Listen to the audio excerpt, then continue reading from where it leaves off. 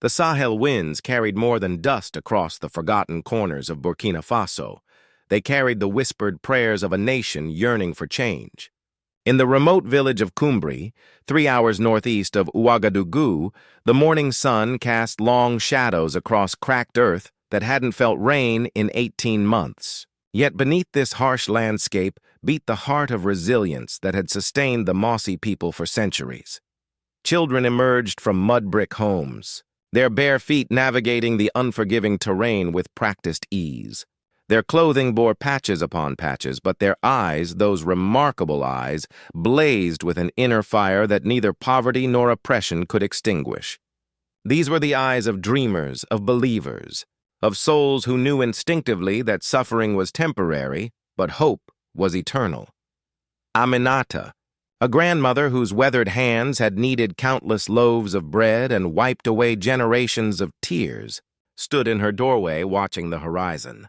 Something stirred in her spirit today, a feeling she hadn't experienced since the day she'd held her first grandchild.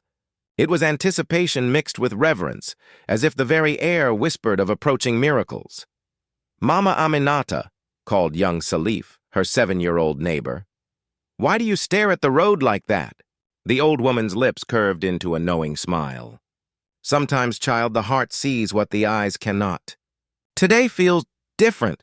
Indeed, today was different, for at that very moment, a dust-covered jeep was making its way along the narrow path that connected Cumbri to the wider world. The vehicle bore no flags, no ceremonial decorations, no signs of the pomp that usually accompanied visits from the capital. Inside sat a man whose calloused hands spoke of work, whose simple clothing reflected his values, and whose eyes held the weight of a nation's hopes. President Ibrahim Traoré had awakened before dawn with a single thought burning in his mind. I must go to them. Not to the wealthy districts, not to the urban centers where cameras gathered, but to the forgotten places where his people's truest struggles played out in daily silence. Sir, Captain Karim had protested when Ibrahim announced his intention to visit Cumbri without security protocols or advance notice. This violates every safety measure we've established. Ibrahim's response had been characteristically direct. My safety lies not in the number of guards around me, but in the love of my people and the protection of Allah. Today, I need to be among them not as their president, but as their brother. Now, as the jeep crested the small hill overlooking the village, Ibrahim felt his breath catch. The scene before him was both heartbreaking and beautiful. A community that had endured so much yet maintained its dignity, its faith, its unshakable belief in better days ahead. The first to spot the approaching vehicle was Mamadou, the village's unofficial watchman, whose sharp eyes had been trained by years of scanning horizons for both hope and danger. His weathered face creased with disbelief as he recognized the figure in the passenger seat. Allah Akbar, he whispered, then louder, Allah Akbar. It cannot be. But it is. Word spread through Cumbri with the speed of wildfire. Cooking fires were abandoned, afternoon prayers interrupted, children's games forgotten as an entire community converged on the central square. They came running, walking, hobbling, elders supported by walking sticks, mothers carrying babies, teenagers leaving their goats to tend themselves. When Ibrahim stepped from the jeep, the silence was profound. Here stood their president, not on a raised platform or behind bulletproof glass, but on the same red earth they walked every day. He wore no suit, carried no scepter of authority, displayed no symbols of power except the unmistakable aura of a man who had never forgotten where he came from. The moment stretched like a held breath, then shattered as young voices erupted in joy. Ibrahim! Our Ibrahim has come. What followed could only be described as a reunion of family. Ibrahim embraced Imam Samiu, whose beard had grown white in service to the community. He lifted little Fatima, who giggled and touched his face with wonder. He clasped hands with farmers whose palms bore the same calluses as his own. But it was his next action that would be remembered and retold for generations to come. Instead of seeking shelter or ceremony, Ibrahim simply sat down on the bare ground, crossed his legs, and gestured for everyone to join him. Come, he said. his voice carrying across the gathering crowd. "Let us sit together as equals before Allah." A woven mat appeared, the village's finest, brought by Fatu, whose own children had left years ago seeking work in distant cities. Ibrahim accepted it with gratitude, but insisted it be spread not just for him, but expanded so all could share its comfort. What transpired in the hours that followed was not a political rally or ceremonial address, but something far more precious, a communion of souls. Ibrahim listened to the story of Salimata, whose husband had been killed defending their farm from armed raiders. He held the trembling hands of old Youssef, who spoke of wells that had run dry and crops that had failed. He shared water from the same calabash that had served the village for decades, breaking bread that tasted of struggle and hope in equal measure. Captain Karim stood at a respectful distance, his trained eyes continuously scanning the surroundings. His unease wasn't just professional concern, it was the intuition of a warrior who sensed invisible currents of danger, flowing beneath the surface of this peaceful scene. "Sir," he whispered during a brief moment when Ibrahim rose to visit the village's small mosque. "We should have conducted aerial reconnaissance, security sweeps, threat assessments. This spontaneous gathering creates vulnerability." Ibrahim's response came not in words, but in a look, a gaze that conveyed both understanding of his friend's concerns and unwavering commitment to a higher calling. "My brother," he finally said, placing a hand on Karim's shoulder, "there are moments when earthly precautions must yield to divine trust. Today is such a moment." As if summoned by these very words, something extraordinary occurred. A magnificent bird, unlike any native to the region, descended from the cloudless sky. Its feathers were pristine white, almost luminescent in the afternoon sun, and its flight was utterly silent despite its considerable size.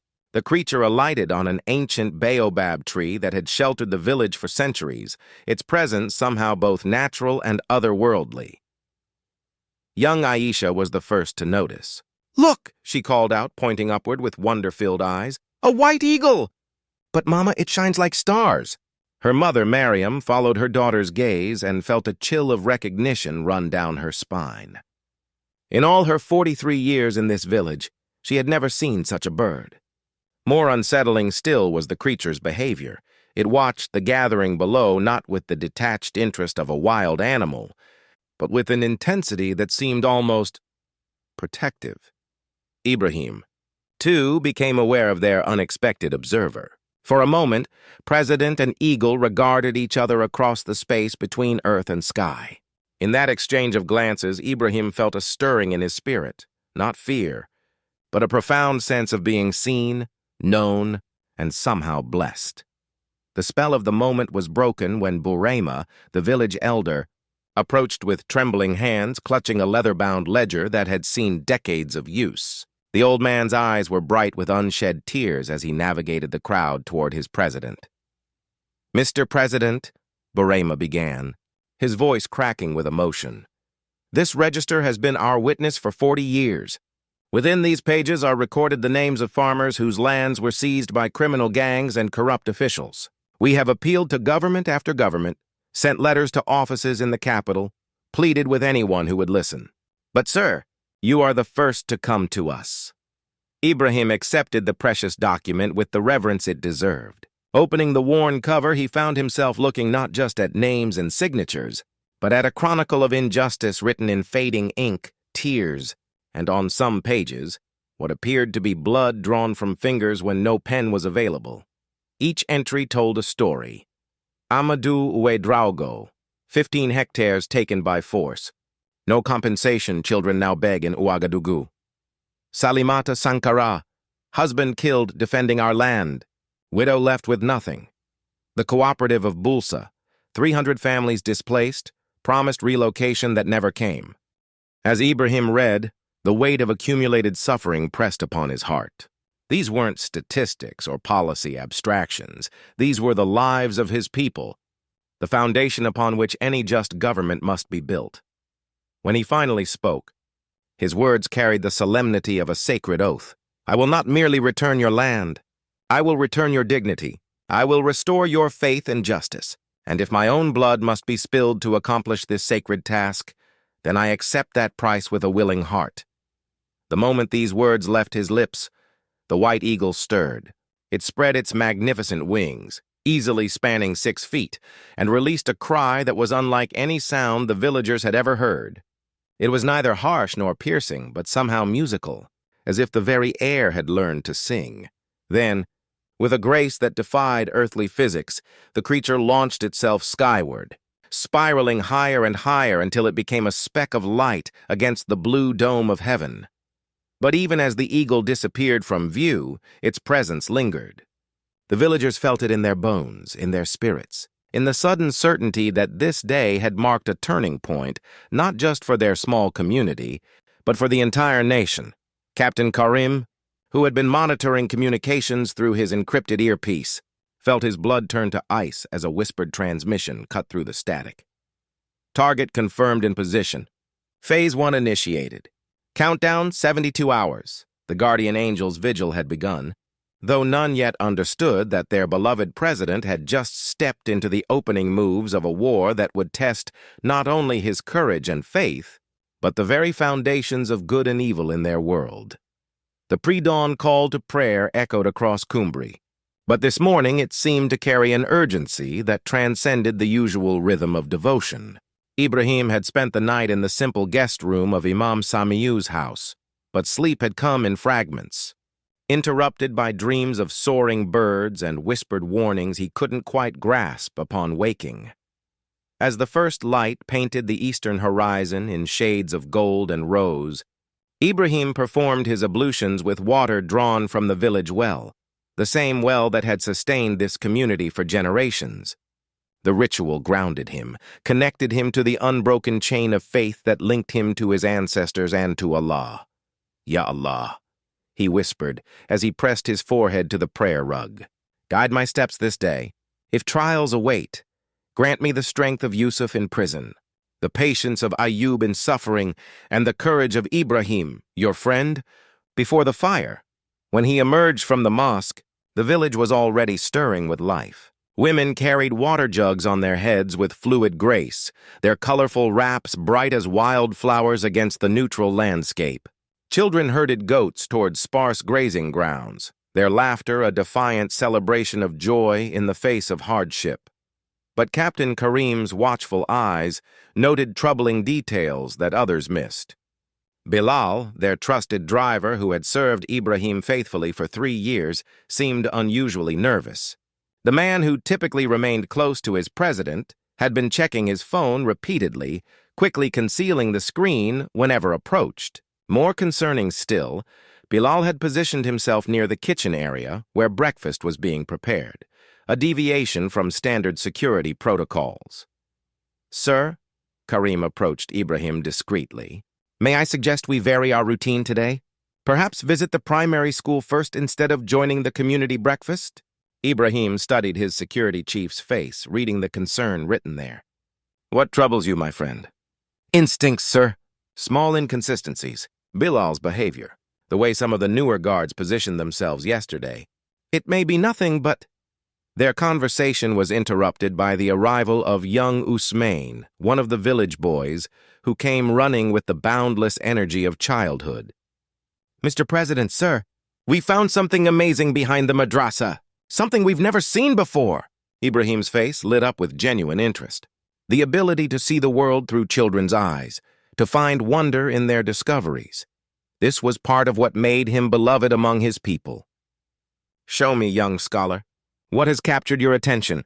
Usman led them to the back of the religious school, where an ancient well stood partially concealed by overgrown vegetation. The structure was old, perhaps centuries old, its stone walls worn smooth by time and weather. Iron bars had been placed across its mouth decades ago, sealing whatever lay in its depths. "Listen," Usman whispered with the dramatic flair of a child sharing secrets. "We heard voices down there yesterday. Like someone was talking, but we couldn't see anyone." Ibrahim approached the well with curiosity rather than suspicion, but Karim immediately noted disturbing details. Fresh tool marks scarred the stone rim. Disturbed earth around the base suggested recent excavation. Someone had been here recently, someone with purpose beyond casual exploration. "Stand back, sir," Karim ordered, his hand instinctively moving toward his sidearm. He summoned 2 guards and had them carefully lower a rope into the well's depths.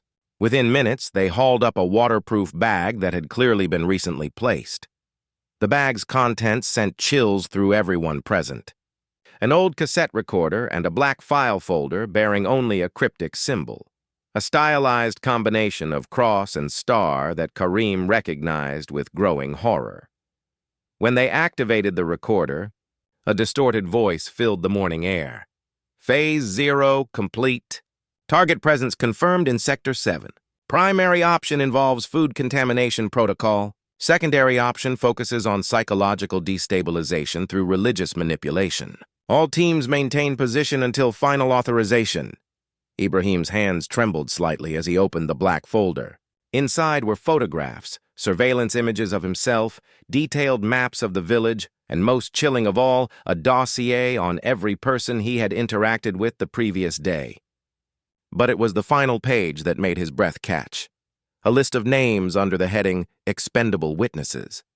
Every villager who had embraced him, every child who had laughed in his presence, every elder who had shared their stories, all marked for elimination. "This isn't just about you." "Sir," Karim whispered, his voice tight with rage. "They're planning to eliminate an entire community to cover their tracks." Ibrahim closed his eyes, feeling the weight of responsibility settle on his shoulders like a mountain. When he opened them again, they blazed with a determination that seemed to burn from within. "Then we must ensure that no innocent blood is spilled for my sake," he declared. "But first, we need to understand who our true enemies are." As if responding to his words, the cry of a bird echoed across the village. Every head turned skyward to see the same white eagle from the previous day, now circling overhead with wings that seemed to catch and reflect light in impossible ways. But this time, the creature wasn't alone. Smaller birds, native to the region, flew alongside it as if forming an honor guard. Old Burema, whose years had granted him wisdom beyond formal education, approached Ibrahim with wonder in his ancient eyes. "My president," he said in a voice that carried the weight of prophecy. "My grandmother once told me that when the white birds come, it means the final test is near. They come not to prevent suffering, but to ensure that those who suffer do not suffer alone." At that moment, the morning call to prayer rang out from the village mosque, but it wasn't the scheduled time. Imam Samiu emerged from the building with confusion written across his face. "I didn't call the faithful to prayer," he announced to the gathering crowd. The sound came from the minaret, but no human voice made it. The implications sent ripples of awe and unease through the assembled villagers. Some fell to their knees in spontaneous prayer, others whispered verses from the Quran, and a few simply stared at the circling eagle with the dawning realization that they were witnessing something beyond the ordinary world. Ibrahim felt the truth settle in his heart like a stone, finding the bottom of a deep pool. This wasn't merely a political assassination plot or even a military coup attempt. This was something far more profound, a test of faith that would determine not just his fate, but the spiritual direction of his entire nation. "Captain," he said quietly, "prepare the men. But understand, this battle will not be won with conventional weapons. Our enemies have earthly power, but we have something they can never possess or understand." "What is that, sir?" Ibrahim's gaze remained fixed on the eagle, which had now perched on the minaret of the mosque, its white form a stark contrast against the simple mud brick structure. "We have faith, my friend. And sometimes when faith is pure enough and the cause just enough, Allah sends assistance that defies human comprehension." The sacred hunt was about to begin, but first, the prey had to become the predator. And high above, watching with eyes that held wisdom older than nations, the guardian prepared for its most crucial test. As the sun climbed higher, casting harsh shadows across the village square, Ibrahim gathered his closest advisors for an emergency council. The discovery of the surveillance, equipment, and assassination plans had transformed what should have been a peaceful presidential visit into a strategic war room meeting under an open sky. "Captain." Karim spread out maps and photographs on a worn, wooden table borrowed from the village school. His analysis was methodical and chilling. Sir, the coordination level suggests this isn't the work of local criminals or even domestic dissidents. The surveillance quality, the technological sophistication, the international communication protocols, this bears all the hallmarks of foreign intelligence operations. Ibrahim studied the photographs again, his finger tracing the professional quality of the surveillance images. Someone had been watching him for weeks, maybe months, cataloging his movements, his habits, his vulnerabilities. But more disturbing were the images of villagers, innocent people whose only crime was showing their president love and respect. "They've turned our own people against us," he said quietly, holding up a photograph of Bilal receiving an envelope from an unidentified figure. The timestamp showed it was taken 3 days before their departure from Ouagadougou. But why Bilal? He's been with us since the early days of the revolution.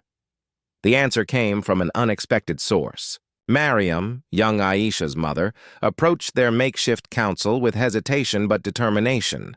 "Mr. President," she began, her voice barely above a whisper, "my brother works as a cleaner in the government buildings in the capital.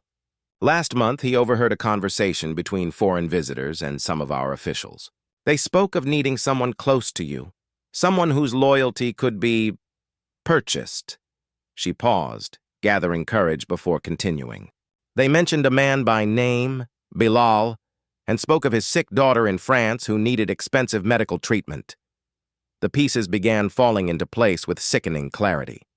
Bilal's daughter Aisha had been diagnosed with a rare blood disorder 6 months ago. The treatment required specialized care available only in European hospitals, care that cost more than a government driver could earn in several lifetimes.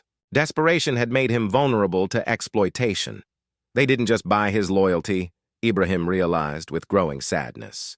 They held his child's life hostage. At that moment, their conversation was interrupted by the sound of approaching vehicles.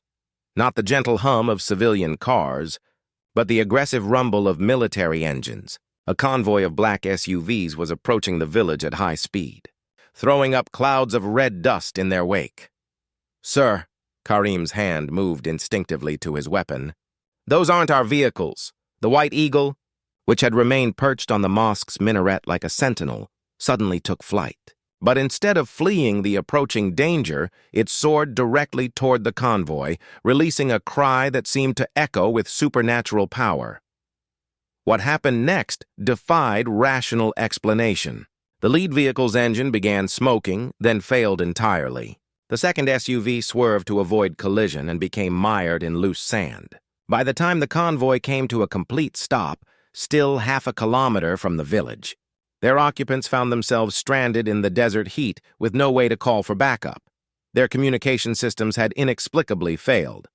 "Mechanical problems," Karim observed with barely concealed amazement. All 3 vehicles simultaneously, but Ibrahim's attention was focused elsewhere. Among the stranded figures visible through binoculars was a face he recognized, General Django, his former mentor and father figure, the man who had taught him the principles of military leadership and national service. The betrayal cut deeper than any physical wound. Django had been present at Ibrahim's first political rally, had advised him during the transition to civilian government, had been a guest at family celebrations, and a confidant during moments of doubt. To see him now, consorting with foreign operatives and domestic traitors, felt like watching a father disown his son. "He was supposed to be in Bobo Dioulasso for military exercises," Ibrahim said, his voice thick with emotion. "Instead, he's here, leading what appears to be a capture or assassination team." The eagle circled once more before returning to its perch. But this time it carried something in its talons, a small electronic device that it dropped at Ibrahim's feet. Karim examined it carefully before his face paled. "It's a GPS tracking device," he reported. "Military grade. Someone's been monitoring our exact location in real time." The implications were staggering. Not only had their security been compromised, but their every movement had been reported to hostile forces. The supposedly spontaneous visit to Cumbri had been anticipated, prepared for, turned into a trap. "Sir," one of the younger guards approached nervously. "What are your orders? Do we engage the stranded convoy?" Ibrahim stood silent for long moments, his gaze alternating between the disabled vehicles in the distance and the white eagle above. When he finally spoke, his voice carried a calm authority that seemed to draw strength from unseen sources. "No bloodshed will stain this sacred ground," he declared.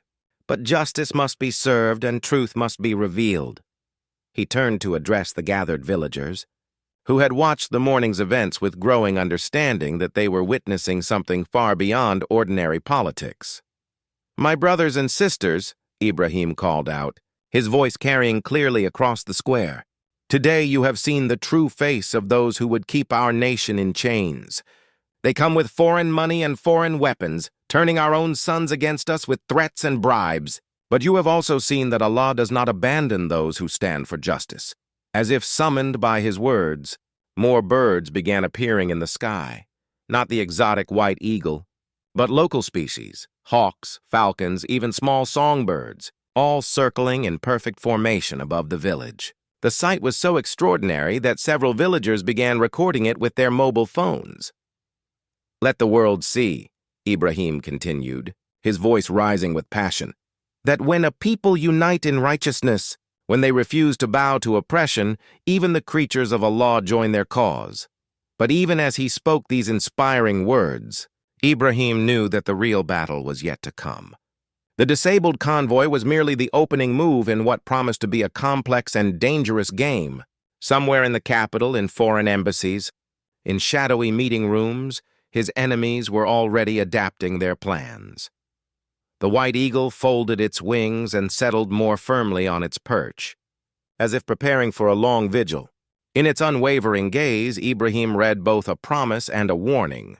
Divine protection would be available for those who remained faithful, but the ultimate test of that faith lay just ahead. As the morning sun reached its zenith, casting the shortest shadows of the day, Ibrahim Traoré prepared to face not just human enemies, but the fundamental question of whether righteousness could triumph in a world that too often rewarded corruption, whether faith could move mountains in an age of cynicism, and whether one man's commitment to justice could change the destiny of an entire nation. The guardian angel's mission was entering its most crucial phase, and the stakes could not be higher. 3 days had passed since the incident at Cumbri, and Ibrahim found himself in the most secure location the government could provide, a fortified compound on the outskirts of Ouagadougou, surrounded by loyal troops and protected by multiple layers of security. Yet despite these precautions, he felt more vulnerable than he had sitting on bare ground among the villagers. The intelligence reports arriving hourly painted an increasingly complex picture of the conspiracy against him. The operation stretched far beyond Burkina Faso's borders, involving networks of foreign operatives, corrupted officials, and international business interests that viewed his anti-colonial policies as threats to their profit margins. "Sir," Captain Karim entered the secure briefing room with a folder of decoded intercepts. "We've identified the coordination center for the operation against you. It's not in Europe or North America, as we suspected. It's in Dar es Salaam, Tanzania." Ibrahim looked up from the intelligence reports he'd been studying. "Tanzania? That makes little strategic sense. Why operate from there?" "Because," Karim replied grimly, "it's the last place anyone would look for a Western-backed operation targeting an African leader. The irony is perfect, using one African nation as a base to destabilize another." The intercepted communications painted a picture of an operation code-named Divine Wind, a reference that sent chills through everyone familiar with military history. The objective wasn't just regime change, but the complete elimination of Ibrahim's reformist movement and the installation of a government more amenable to foreign economic interests. But it was the personal details that struck deepest. Among the intercepted files was a psychological profile of Ibrahim that was disturbingly accurate. His devotion to his faith, his connection to rural communities, his willingness to sacrifice personal comfort for political principles. The enemy knew him almost as well as he knew himself.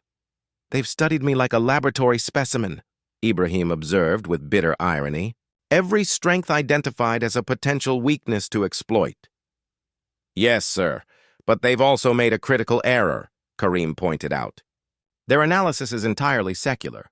They understand your political motivations and personal psychology, but they completely dismiss your spiritual dimension. To them, faith is merely a tool for manipulating populations, not a source of actual power. As if summoned by this conversation, a tapping sound came from the reinforced window of the briefing room. Outside, perched on the narrow ledge, was the white eagle that had appeared in Cumbri.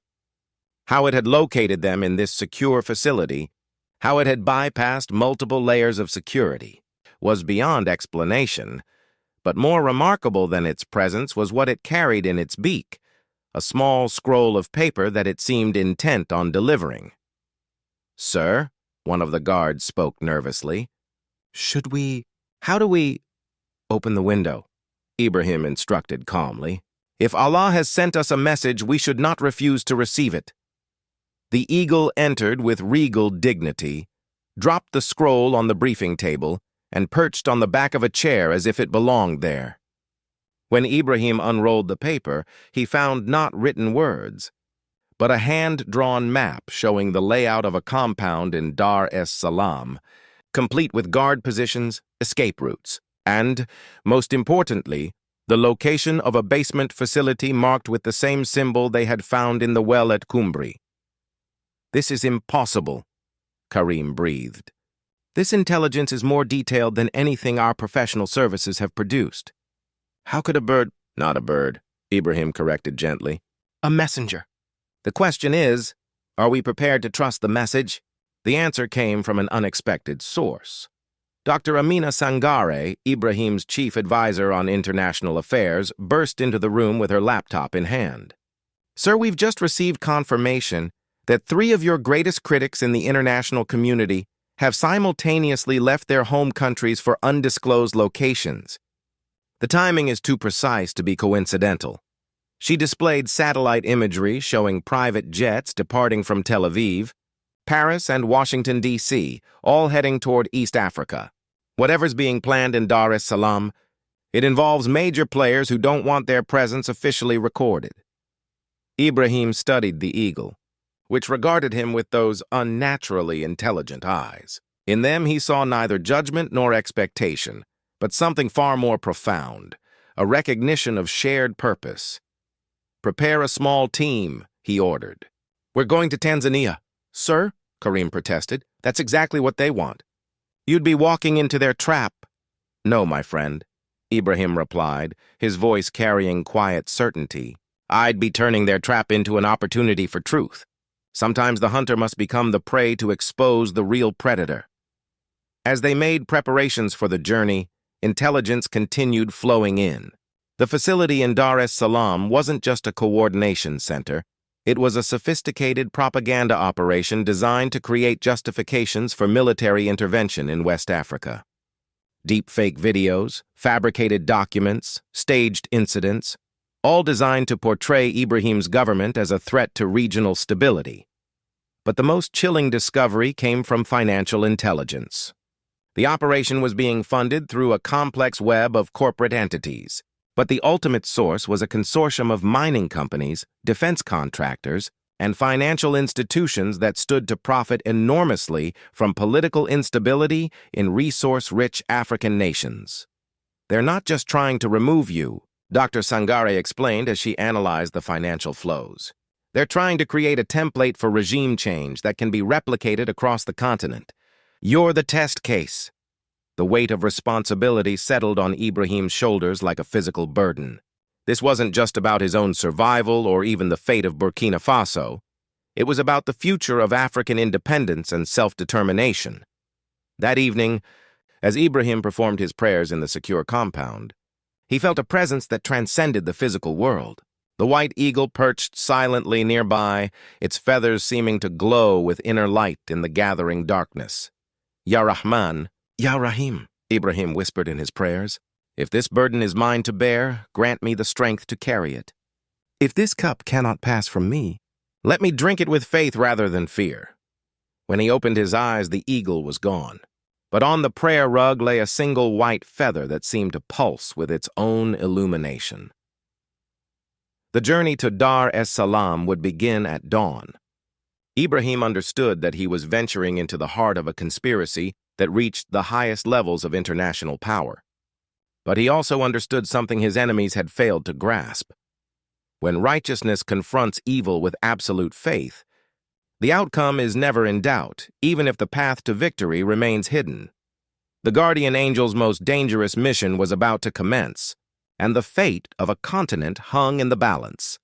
The Indian Ocean breeze carried salt and promises of storms as Ibrahim's small team made their final approach to Dar es Salaam. They had traveled not in official aircraft, but in a civilian cargo plane, their identities concealed behind the paperwork of a humanitarian aid organization. The irony wasn't lost on anyone. The president of Burkina Faso entering Tanzania disguised as a relief worker bringing assistance to refugees. Captain Karim had argued for a larger security detail, but Ibrahim insisted on a minimal footprint. "We're not invading," he had explained. "We're seeking truth. Truth travels light." Their team consisted of only 4 individuals: Ibrahim himself, Karim, Dr. Sangare for her language skills and international connections, and surprisingly Imam Samiu from Kumbri village, whose presence Ibrahim had specifically requested. Why bring a village cleric on an intelligence mission? Karim had questioned. "Because," Ibrahim replied, "this battle isn't just political or military, it's spiritual. And for spiritual warfare, we need spiritual weapons." As their taxi wound through the crowded streets of Dar es Salaam, Ibrahim was struck by the similarities to his own capital, the mixture of modern buildings and traditional markets, the sounds of multiple languages blending in busy intersections, the smells of street food and diesel exhaust. Africa was one family, he reflected, artificially divided by colonial borders that still served foreign interests. Their destination was a safe house arranged by Dr. Sangare through academic contacts who had no knowledge of their true purpose. The building was modest, a 3-story structure in a middle-class neighborhood where their presence would attract no particular attention. As they settled into their temporary quarters, Imam Samiu performed the Maghrib prayers while the others reviewed their intelligence. When the elderly cleric finished his devotions, he approached Ibrahim with concern written across his weathered features. "My son," he said quietly, "I have been having dreams since we left Burkina Faso. Dreams of a great bird flying over dark waters, carrying light in its talons. In my dreams, the bird speaks, though not with words." "What does it say?" Ibrahim asked, giving the imam his full attention. "It says, 'The final test comes not where you expect it, but where your faith is strongest. Trust not in the weapons of men, but in the weapons of Allah.'" Before Ibrahim could respond, a tapping sound came from the window. Outside, silhouetted against the lights of the city, perched the white eagle that had followed them across continents. This time, it carried nothing in its beak, but its presence felt like both a blessing and a warning. "It's impossible," Dr. Sangare whispered. "Birds don't migrate across oceans. They don't track humans across international borders." "This one does," Imam Samiu replied with simple acceptance, "because it's not bound by the laws that govern ordinary creatures." The next morning, their reconnaissance began in earnest.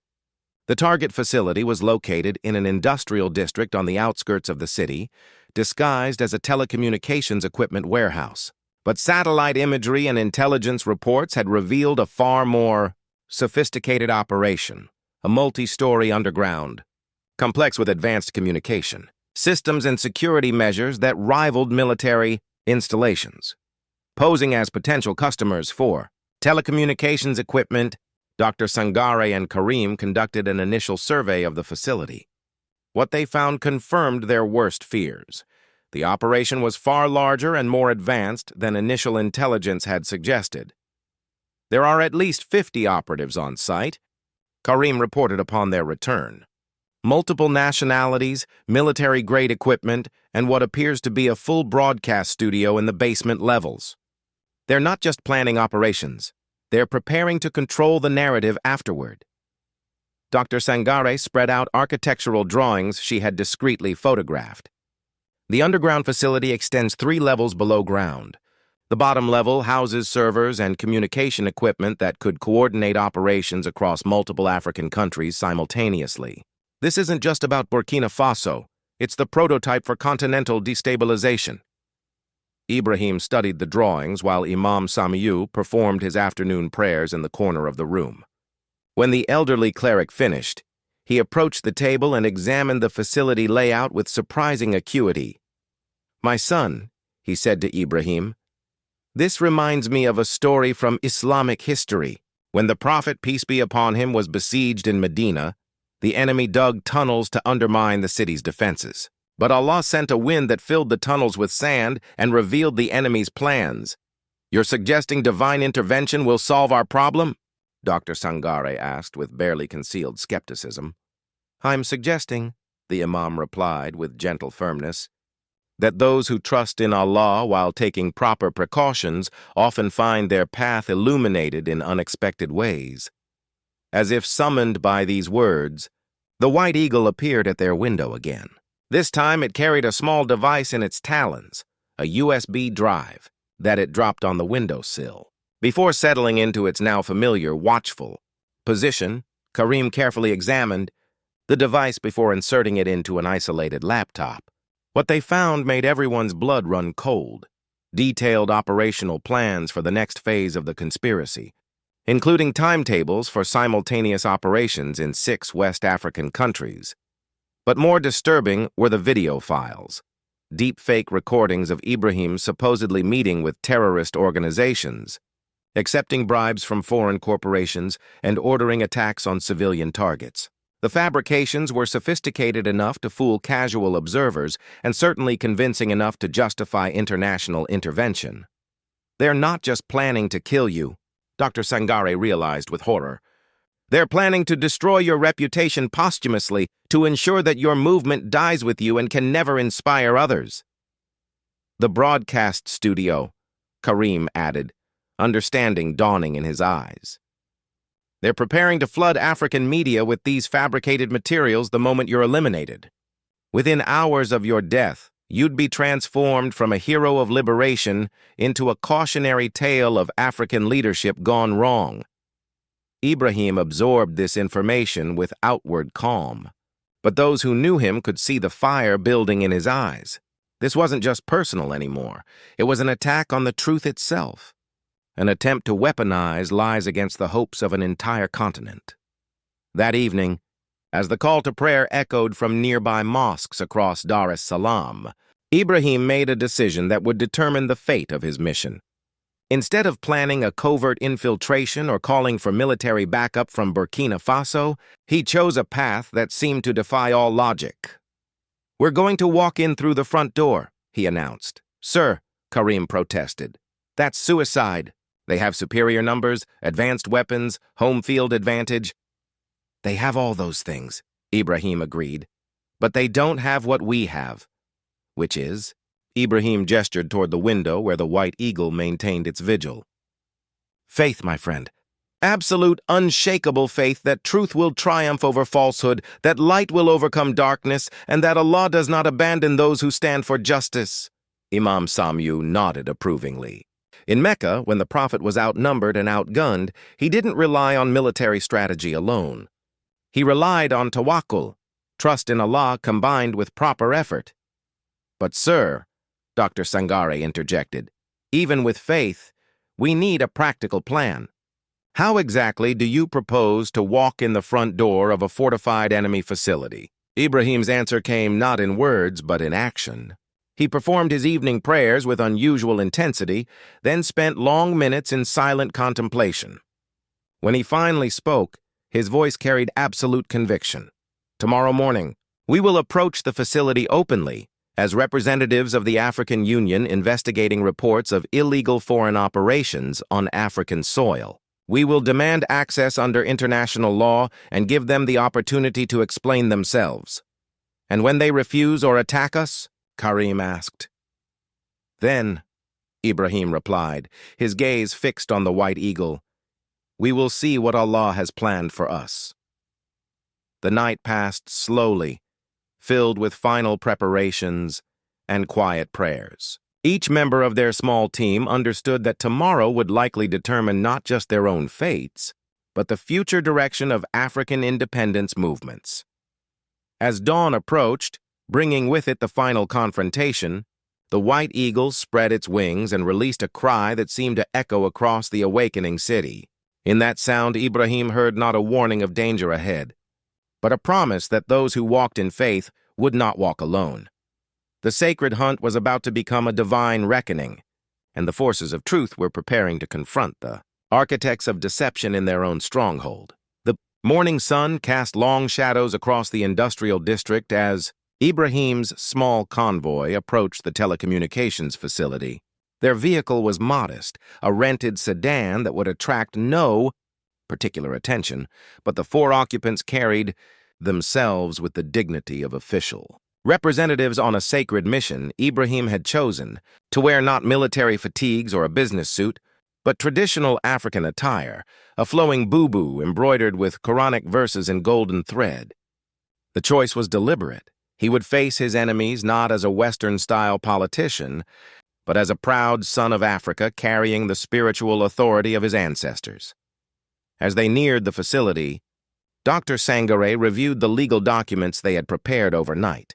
Official letters from the African Union, forged but convincing, demanding inspection of reported illegal foreign operations. Warrants for the seizure of evidence and diplomatic protests filed with the Tanzanian government. "These papers won't fool them for long," she admitted, "but they might create enough confusion to get us inside." "All we need is truth," Ibrahim replied. "Once truth is spoken in the right place at the right time, it has a power that no lie can withstand." The facility's exterior was deliberately unremarkable: concrete walls, minimal signage, the kind of building that invited no curiosity. But Karim's trained eye noted the sophisticated security measures. Cameras at every angle, reinforced barriers disguised as decorative elements, guards positioned to appear casual while maintaining complete coverage of all approaches. Their vehicle stopped at the main gate, where a security guard emerged from his booth with the practiced efficiency of military personnel. His uniform bore the logo of a private security company, but his bearing screamed elite special forces.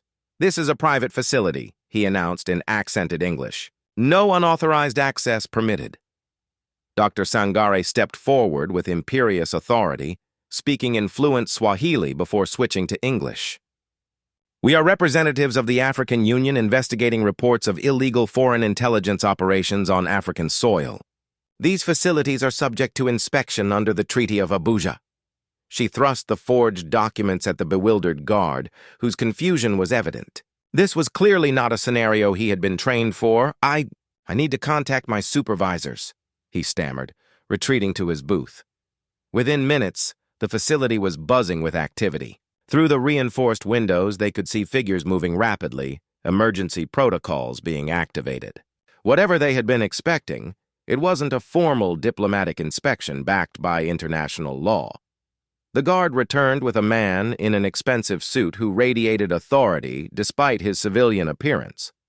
"I am Director Mitchell," he announced with a crisp American accent. "This facility is operated under proper Tanzanian permits for telecommunications research. Your documents appear irregular." Ibrahim stepped forward, his presence immediately commanding attention. "Director Mitchell, I am President Ibrahim Traoré of Burkina Faso.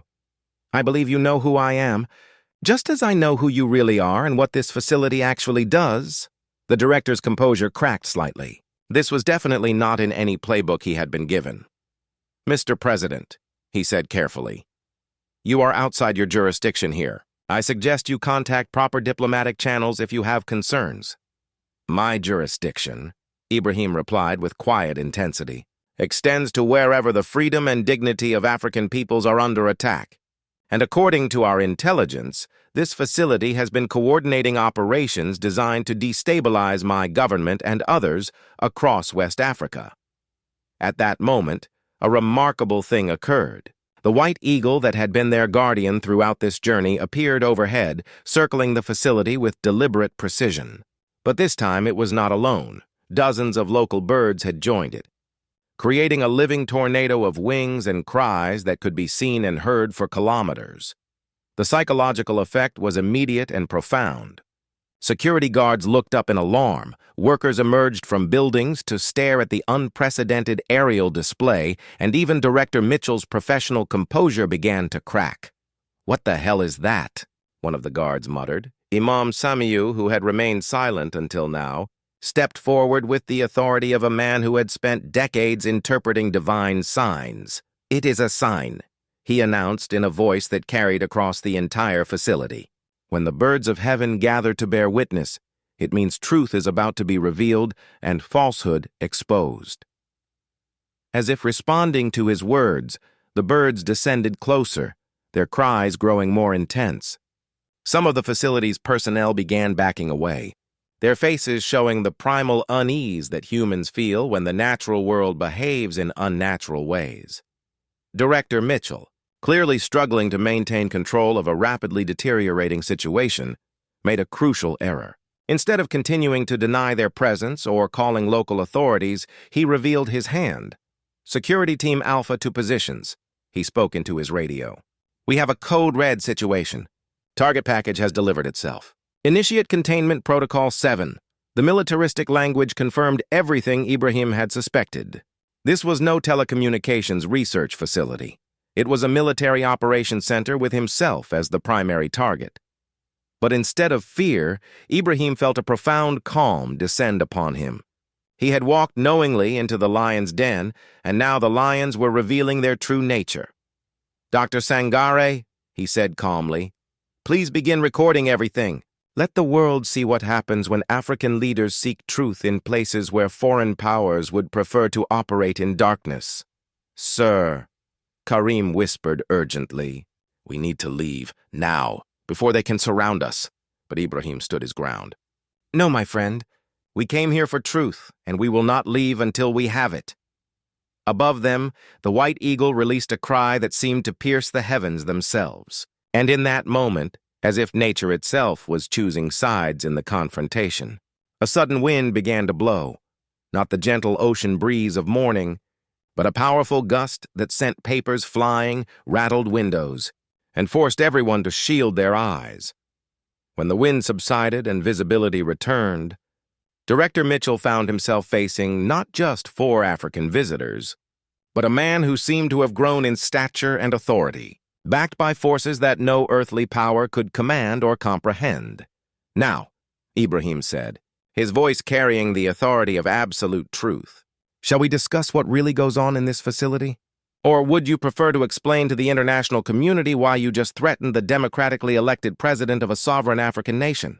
The sacred hunt had become a divine confrontation, and the predators were discovering that their prey possessed protectors they had never imagined.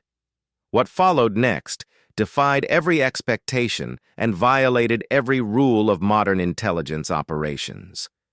Instead of violence or denial, Director Mitchell made a decision that seemed to surprise even his own personnel. "Stand down," he ordered his security team. Then, looking directly at Ibrahim with what appeared to be grudging respect, he said, "Very well, Mr. President. Since you've come this far, perhaps it's time you understood the full scope of what you're opposing." Karim's hand remained near his weapon, but Ibrahim gestured for calm. "Sometimes," he murmured to his companions, "Allah opens doors we never expected to enter." They were escorted through the facility's main entrance into a building that immediately revealed its true nature. The telecommunications equipment was actually sophisticated surveillance and communication gear capable of coordinating operations across multiple continents. The research laboratories were psychological operations, centers where propaganda materials were crafted and tested for maximum impact. But it was the descent into the underground levels that truly revealed the scope of the operation. 3 floors beneath street level, they entered what could only be described as a war room, walls lined with monitors displaying real-time intelligence from across Africa, secure communication links to facilities in other countries, and a central planning area where the continent's political future was being redesigned to serve foreign interests. "Welcome," Director Mitchell said with bitter irony. to the real heart of African democracy. Dr. Traoré was documenting everything with hidden cameras, but even her academic experience in conflict zones hadn't prepared her for this level of systematized manipulation. "This is a violation of every principle of international law," she breathed.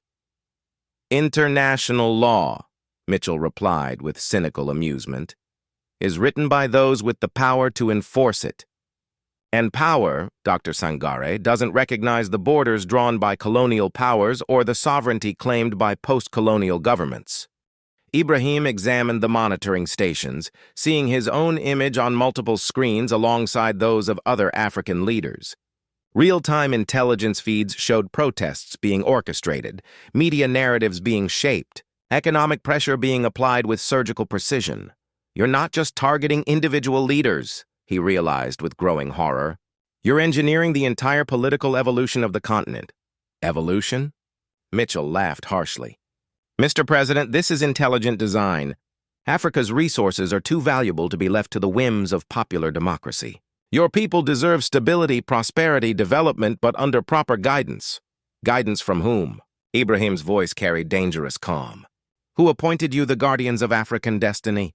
Before Mitchell could answer, alarms began sounding throughout the facility. On the main communication board, urgent messages were flashing from multiple stations. "Primary objective compromised. External oversight detected. Recommend immediate protocol termination." It was Imam Samiu who understood first. "They're receiving orders to eliminate us," he said quietly. This was never meant to be a conversation. It was meant to be a trap. Mitchell's expression hardened. "You walked in here voluntarily, Mr. President. Sometimes curiosity has consequences." But even as security personnel began moving into position, something extraordinary was happening outside. The building began to shake, not with earthquake tremors, but with the synchronized impact of thousands of birds striking the structure's exterior walls and windows. The aerial gathering that had begun with the White Eagle had grown into something unprecedented in ornithological history. "What the hell?" Mitchell started, but his words were drowned out by the sound of shattering glass as windows throughout the facility began to fail under the sustained assault. Through the broken windows poured not just birds, but something that defied rational explanation. Streams of light that seemed to carry consciousness, moving with purpose and intelligence. The facility's electronic systems began failing in sequence, not from damage but from some kind of electromagnetic interference that no earthly phenomenon could produce. In the chaos that followed, Ibrahim felt a hand on his shoulder. He turned to see Imam Samiu, but the elderly cleric's eyes held a light that seemed to come from beyond the material world. "My son," the Imam said, his voice somehow audible despite the cacophony around them, "this is the moment of choice. Your enemies have shown you their power. Now you must show them yours." Ibrahim understood. He had been brought to this place not just to witness the conspiracy against Africa, but to confront it with the full authority of righteousness backed by divine power. Standing in the center of the chaos, he raised his voice in words that seemed to cut through the noise like a sword through silk. "In the name of Allah, the compassionate, the merciful, let truth be revealed and falsehood be exposed."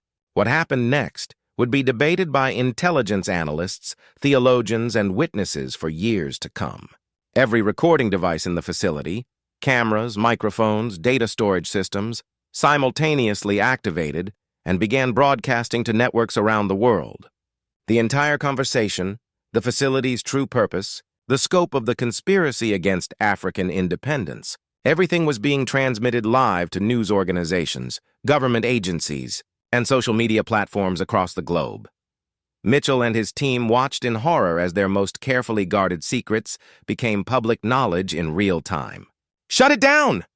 he screamed. "Cut all communications." But the systems were no longer under their control. The electromagnetic phenomenon that had begun with the bird's arrival had transformed into something that seemed to operate by rules beyond human comprehension. Through it all, the White Eagle perched calmly on a broken windowsill, its eyes fixed on Ibrahim with what could only be described as approval. The Guardian Angel's mission was reaching its climax. and the powers of deception were discovering that truth, when backed by absolute faith, possessed weapons they could neither understand nor counter. "Mr. President," Mitchell said desperately, "you don't understand the larger implications. There are forces at work here that go beyond any one nation or leader. If you expose this operation, you'll trigger responses you're not prepared for." Ibrahim's reply was delivered with the calm certainty of a man who had placed his trust in powers greater than earthly governments. "Director Mitchell, I have never been more prepared for anything in my life." The Revelation Chamber had become a broadcast studio for truth, and the entire world was about to witness what happened when divine intervention met human conspiracy in direct confrontation. The global revelation of the Dar es Salaam facility sent shockwaves through international power centers within hours. As Ibrahim and his team prepared to leave Tanzania, emergency sessions were being called in Washington, Tel Aviv, Paris, and London. The careful choreography of decades of African manipulation had been exposed in a single day, and the architects of that manipulation were not prepared to accept defeat gracefully. Back in Ouagadougou, Ibrahim convened an emergency session of his National Security Council. The intelligence pouring in from allies around the world painted a picture of desperation among the exposed conspirators and increasingly dangerous responses being considered. "Sir," General Ouedraogo, one of the few military leaders whose loyalty had never been questioned, presented satellite intelligence that made everyone's blood run cold. "Our allies in the Algerian Navy have detected unusual submarine activity in international waters off the West African coast. The signatures match those of Israeli nuclear submarines." The implications were staggering. Faced with the collapse of their covert operation, the conspiracy was escalating to the level of weapons of mass destruction. Dr. Sangare, now recognized as a hero for her documentation of the Dar es Salaam facility, analyzed the intelligence with growing alarm. The submarine positioning suggests they're preparing for what military strategists call catastrophic intervention, the use of extreme measures, to create a crisis so severe that it justifies any subsequent action. Ibrahim studied the satellite photos showing the submarines positioned roughly 200 kilometers off the coast of Ghana. Their target isn't military installations or government buildings, he realized with dawning horror. They're positioned to strike civilian population centers. Lagos, Accra, Abidjan, millions of innocent people. Captain Karim, whose faith in conventional security measures had been shattered by recent events, asked the question everyone was thinking: how do you fight nuclear weapons with prayer and righteousness? The answer came from an unexpected source. Imam Samiu, who had remained in Ouagadougou after their return from Tanzania, entered the council chamber with news that defied rational explanation. "My brothers," the elderly cleric announced, "the White Eagle has returned, but this time it brings companions." Outside the government building, an unprecedented gathering was taking place. Hundreds of birds, eagles, hawks, falcons, even small songbirds, were converging on the capital city. But more remarkably, similar gatherings were being reported from coastal cities across West Africa: Lagos, Accra, Abidjan, Dakar, Conakry. "It's as if nature itself is mobilizing," Dr. Sangare observed with scientific fascination, mixed with awe. Ibrahim felt the familiar stirring in his spirit that had become his guide through this extraordinary journey. "Assemble the people," he ordered. "Every imam, every community leader, every person of faith. If our enemies are prepared to use weapons of mass destruction against innocent civilians, then we must respond with mass mobilization of the only power, greater than earthly weapons." What followed over the next 24 hours became known as the Great Vigil, a coordinated prayer gathering across multiple West African nations. Millions of Muslims, Christians, and traditional believers united in simultaneous prayers for protection, justice, and divine intervention. The gathering in Ouagadougou alone attracted over 500,000 people, filling the national stadium and spilling out into surrounding streets and parks. Ibrahim led the prayers himself, his voice carrying across the multitude through loudspeakers powered by generators donated by ordinary citizens. "O Allah," his voice rose above the sea of bowed heads. "You who split the sea for Musa, who protected Yunus in the belly of the whale, who sent birds to defend your sacred house in Mecca, we place our trust in your protection. We ask not for the destruction of our enemies, but for the protection of the innocent and the triumph of justice. As Ibrahim prayed, the white eagle appeared overhead, joined by what observers estimated to be thousands of other birds in an aerial display that could be seen from space. Similar formations were simultaneously occurring over every major coastal city in West Africa. But it was what happened beneath the Atlantic Ocean that defied every known law of physics and military science. The Israeli submarine Leviathan, armed with nuclear torpedoes and positioned to strike civilian targets, suddenly found its systems failing in ways that no engineer could explain. The submarine's captain, Colonel Abraham Ben David, a veteran of numerous covert operations, would later describe the experience in his classified debrief. Every system failed simultaneously, but not from any detectable external cause. It was as if the ocean itself had turned against us. Sonar showed masses of marine life converging on our position: whales, dolphins, schools of fish moving in formations that violated every principle of marine biology.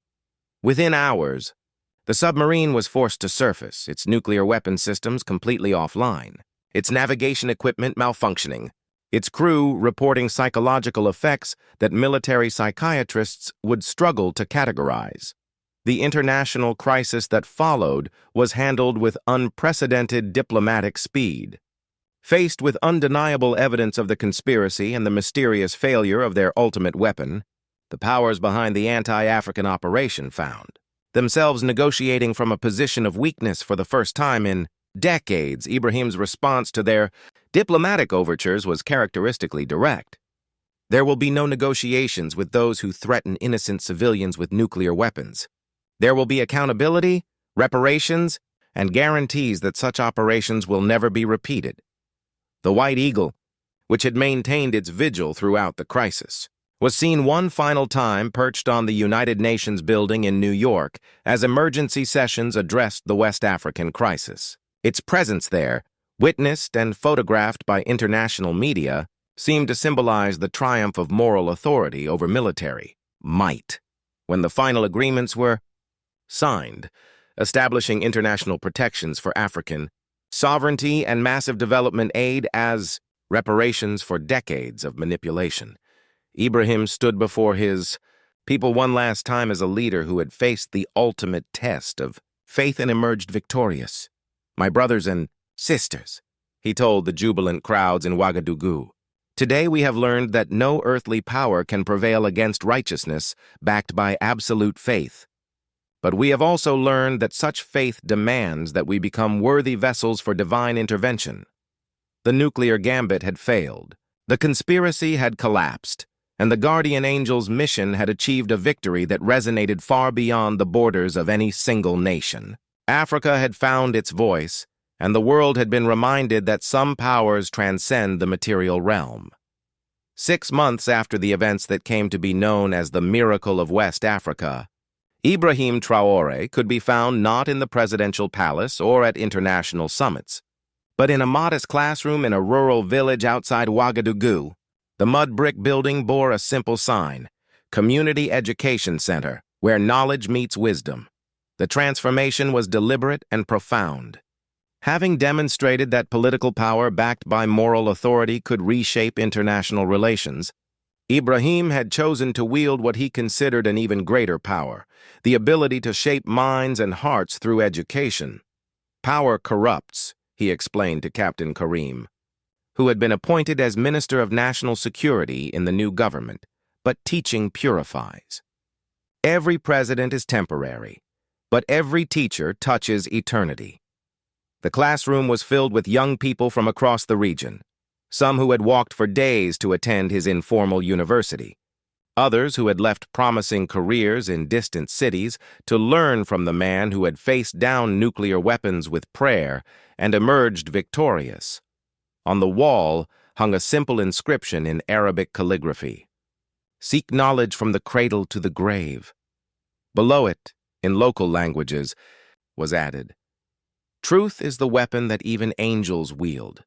But Ibrahim's most faithful student was perhaps the most unlikely, a young man named Bilal Sankara, who bore the same first name as the driver who had once betrayed them. This Bilal, however, was different. He was the son of a martyred teacher, a brilliant scholar of Islamic jurisprudence, and most remarkably, a young man who had been present during the great prayer vigil that had helped turn the tide of their struggle. "Teacher," Bilal asked during one of their sessions on political philosophy, "how do you reconcile the use of divine intervention in worldly affairs? Some scholars argue that relying on miracles undermines human responsibility." Ibrahim smiled, recognizing in the question the kind of intellectual rigor that would ensure his movement's survival beyond his own lifetime. "My young brother, the miracle was not that Allah intervened in human affairs. The miracle was that humans finally chose to align their affairs with divine principles. The birds, the failed weapons, the supernatural communications, these were not violations of natural law, but the natural consequences of choosing righteousness over expedience. As if summoned by their discussion, a familiar presence made itself known. Through the open window of the classroom came the white eagle that had been their guardian throughout the great struggle. But now it appeared different, less otherworldly, more at peace, as if its earthly mission had been completed. The eagle perched on the windowsill and regarded the assembled students with those remarkably intelligent eyes. Several of the young people gasped, recognizing the creature from news reports and social media posts that had made it an international symbol of African resistance. "Is it real?" whispered Aisha, a teenage girl whose village had been saved from forced relocation by the policy changes that followed Ibrahim's victory. "Everything is real," Ibrahim replied gently. "But not everything real operates according to the laws we think we understand. This eagle taught me that faith without action is powerless, but action without faith is blind." The eagle spread its wings once, as if acknowledging the tribute, then settled into a comfortable position that suggested it intended to stay. Over the following weeks, the classroom became something unprecedented in modern education, a place where practical politics, spiritual wisdom, and academic scholarship merged into a holistic understanding of leadership and social change. Students learned not just about governance and economics, but about the moral foundations that must underlie any just society. The international community took notice. Delegations from universities around the world came to observe Ibrahim's teaching methods. The United Nations established a fellowship program to send young leaders to study at his rural academy. The African Union declared his educational model a template for continental development, but perhaps the most significant recognition came from an unexpected source. Dr. Sangare, now serving as Ibrahim's deputy in the education ministry, brought news that made everyone in the classroom smile with pride and amazement.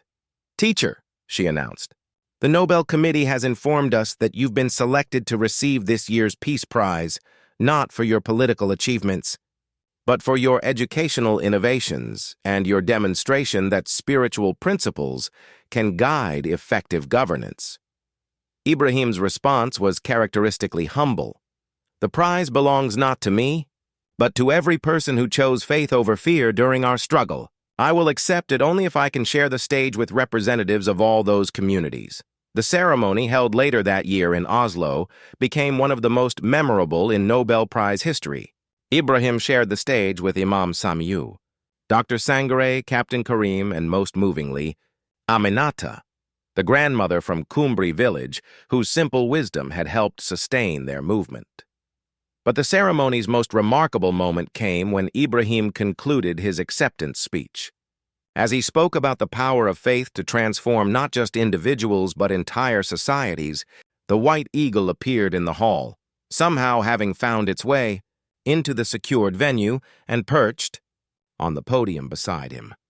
The symbolism was impossible to ignore. The guardian angel that had watched over Africa's liberation was bearing witness to the international recognition of principles that transcended national boundaries and cultural differences. This eagle, Ibrahim told the assembled world leaders and media representatives, taught me that some battles cannot be won with conventional weapons. Some problems cannot be solved with ordinary wisdom. And some victories require that we trust in powers greater than ourselves. But it also taught me that such trust demands that we become worthy of the assistance we seek. Years passed, and the story of Ibrahim Traoré and the guardian angel became part of African folklore, academic curriculum, and international diplomatic training. The White Eagle was spotted occasionally, always at moments when African nations faced critical decisions, always as a reminder that the continent's destiny remained connected to principles larger than politics or economics. Ibrahim continued teaching until his peaceful death at the age of 78. Surrounded by thousands of students whose lives he had touched. His final words, recorded by Bilal Sankara, who had become his successor and biographer, were characteristic in their simplicity. Tell them that the eagle was real, the miracles were real, and the power of righteousness remains available to anyone brave enough to trust it completely. At his funeral, attended by leaders from around the world, something extraordinary occurred. As his body was being lowered into the earth of his beloved Burkina Faso, the White Eagle appeared one final time. It circled the grave 3 times, released a cry that seemed to echo across the entire continent, then flew toward the rising sun until it became indistinguishable from the light itself. But the eagle's disappearance didn't mark an ending. It marked a transformation. From that day forward, white eagles began appearing throughout Africa, always at moments of moral crisis, always as reminders that courage backed by faith could overcome any earthly power. Students at Ibrahim's Academy, now a major university, continue to report sightings of the original eagle, particularly during their most challenging examinations or when they're struggling with difficult ethical decisions. They've learned to interpret these appearances not as supernatural interventions, but as confirmations that they're asking the right questions and seeking answers, worthy of their teacher's legacy. The conspiracy that Ibrahim had faced and defeated was never fully dismantled. Such networks adapt and evolve rather than simply disappear. But the precedent had been established. African leaders who combined political skill with moral authority and unshakable faith could not be defeated by conventional means, no matter how sophisticated or well-funded. More importantly, a new generation of leaders across the continent learned that the most powerful weapons in the struggle for justice were not military or economic, but spiritual. The courage to stand for truth regardless of consequences, the wisdom to distinguish between temporary setbacks and permanent defeats, and the faith to believe that righteousness, however outnumbered or outgunned, would ultimately prevail. The White Eagle became Africa's reminder that some protections transcend earthly understanding. Some victories require divine assistance, and some leaders are chosen not just by voters but by destiny itself. In the end, the story of Ibrahim Traoré and his guardian angel proved something that the modern world had almost forgotten, that faith without works is dead, but works without faith are futile, and that the combination of the two can move not just mountains, but the hearts and minds of entire civilizations. Whether the eagle was symbol, messenger, or miracle remains a question each person must answer for themselves. But the man who stood beneath its wings proved beyond doubt that heroes still walk among us, that hope still burns bright in the darkness, and that sometimes, just sometimes, angels still watch over those who fight for what is right. The Guardian's mission was complete, but its legacy soars eternal across the endless African sky. And whoever relies upon Allah, then he is sufficient for him. Indeed, Allah will accomplish his purpose. Quran 65:3.